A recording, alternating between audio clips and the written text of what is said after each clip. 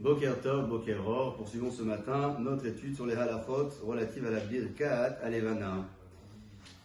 Birkat Alevana doit se faire, on le disait, dans un moment de joie, un moment où l'on est vêtu même d'un vêtement de Shabbat, Motzei Shabbat, a-t-on le droit de la réciter à la sortie de Yom Kippour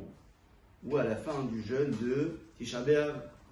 C'est le délai imparti puisque nous sommes déjà après le 10 du mois pour Yom Kippour, après le 9 du mois pour Tisha B'Av. Est-il permis ou non? Halakha lemaaseh, c'est bon d'attendre, d'avoir mangé quelque chose à la fin du jeûne de Yom Kippour ou à la fin du jeûne de Tisha B'Av pour pouvoir dire la Birkat Alevana dans de bonnes conditions. Certains même vont changer de chaussures. Certains ont l'habitude d'apporter à la synagogue la paire de chaussures en cuir ou la paire de chaussures qu'ils mettent habituellement pour pouvoir la changer juste à la fin de la dernière tefila de Harvit. Et comme ça,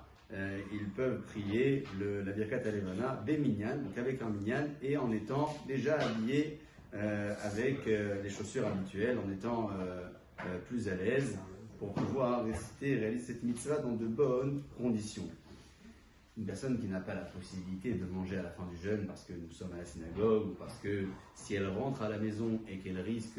elle va s'attabler, elle risque de ne pas pouvoir retrouver un minyan après, puisque pour retrouver un minyan une fois qu'on est rentré à la fin d'un jeûne, c'est peut-être compliqué parfois. Dans ce cas-là, peut-être il faudra privilégier le minyan et la réciter immédiatement à la fin de la tefila de Yom Kippour, à la fin de la tefila de Tisha B'Av, plutôt que d'attendre de manger et risquer de la perdre parce que les temps sont parfois brumeux et la Levana, la lune, n'est pas toujours visible. On retient donc cette idée qui revient très souvent dans la halakha, que la Birkat Alevana est certes une mitzvah qui arrive une fois par mois, mais c'est surtout une mitzvah que l'on doit respecter dans des conditions festives et joyeuses. Il n'est pas nécessaire de réaliser une seuda, un repas particulier pour la Birkat Alevana, mais au moins se dire que si en semaine on n'est peut-être pas toujours vêtu d'un vêtement de Shabbat ou un vêtement de fête, que l'on puisse la réciter nous-mêmes en ayant un sentiment de joie à ce moment-là, de